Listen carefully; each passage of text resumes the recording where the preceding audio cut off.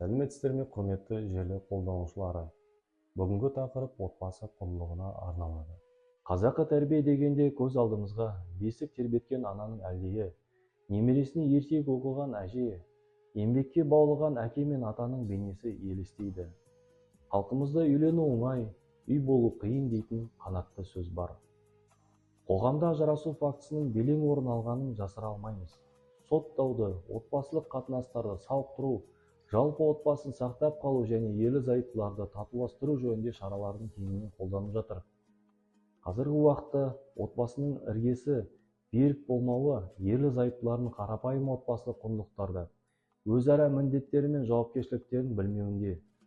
Нәтижеде бақытты шаңырақ көтеру арманы орындалмай, артта өзара кінәласқандар, ата-анасымен ренжіскен балалар, бір-біріне көз алартатын туыстар, басқа да келеңсіздіктер қалады. Бұл жол отбасы табалдырығынан басталады.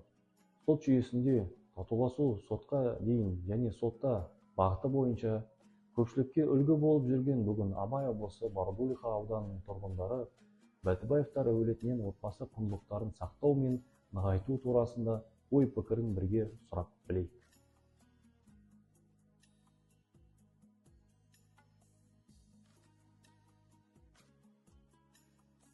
Аты жөнім Бәтібаев Серікқали Батырбекұлы. 1956 жылы Ақсуат ауданы Қызылкесік ауылында дүниеге келіп, 1970 жылы Сергей Миронов Киров атындағы мектепті бітірдім. 75 жылы армия қатарына барып, 77 жылы келіп, осы әжелеріңді келіншек қылып алдым.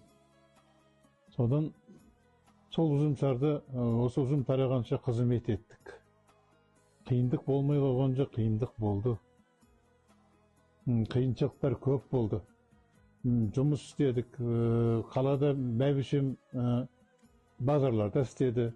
Сол балалардың тәрбиесін беріп, соларға оқуына жағдай жасадық. Жұмыс істеп жатырыз. Едәуір қиыншылық болды. Жастарға айтатыным, қиыншылық болмайды емес, болады. Ерлі-зайыптылар бір-бірін түсіну керек. Біріңе ренжісек, бірің кешіріп, бір-біріңе кешімді болсаңдар, сонда семья да бұзылмайды. Өздеріне жақсы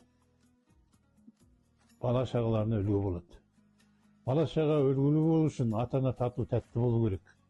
Ұрыс керісті неғұрлым балаларға көрсетпеу керек. Сонда балаларың да тәрбиелі, жақсы болып өседі деп өзім ақыл айта аламын.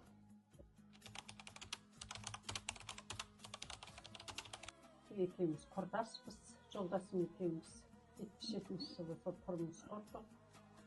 79-да алғашқы балаларымыз келе бастады. 7 бала көтердім, 3 ұл, 4 қыз. 7 баламнан 22 немерем бар. Қазір Құдайға тәубе. Барлығы жақсы. Енді сол жастарға айтарым, не болса да осы өзің сыйласып, бір-біріңді сүйіп, қосылған қосақтарыңменен бірге өмірді көріңдер. Ортада жүрген балаға обал болады, ажырасу дегенді доғарыңдар.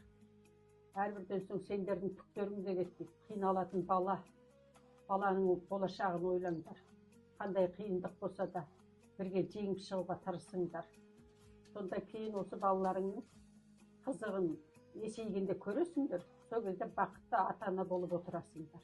Міне бізге 50 жыл болады. 50 жыл болды, қиындықты көрмедік емес, көрдік, бірақ бір-бірімізді түсіндік.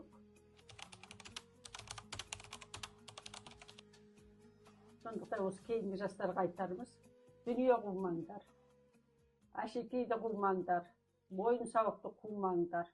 Тек осы балаларыңның болашағы үшін ғана өмір сүріп, бір-біріңді жақсы түсінісіңдер. Ар жағында балаларың есейгенде ойын сауық та болады, дүние де болады, қуаныш та болады. Сонымен бақытты өмір сүріп кетесіңдер. Аз ғана қиыншылыққа төзе біліңдер балаларым. Аз ғана қиыншылыққа төзе білсеңдер, балдарыңнан таудай бақыт шығады. Өте бақытты ата-ана боласыңдар. Қазір біз тәубе, өте бақытты ата-аналармыз. Кішкентай қызымызға дейін төрт отырады. Қонақ. Біздің үйдің салты. Төмен отырады. Үлкен болса да, немене, Қыздарды жоғары жаққа Қыздарды отырғызамыз. жоғары отырғызады. Біздің үйдің салты солай. Қыздар қонақ, төрде отырады. Кішкентай қыздарымызға дейін төрде отырады. Немерелеріміз бар ғой. Ана одан кейінгі ана ағалары, бауырлары төмен отырады. Тәрбие солай. Қыздар жоғары шықсын деп біз айтамыз. Бізден алған үлгісі енді содан жоғарыға отырады. Ал ана өзіміздің қыздарымыз қонаққа келгенде мына ағалар түгел етекке түседі. Қарындастарына дейін төрге шығарады. Дұрыс. Өйткені ол екінші бір әулетке сіңді.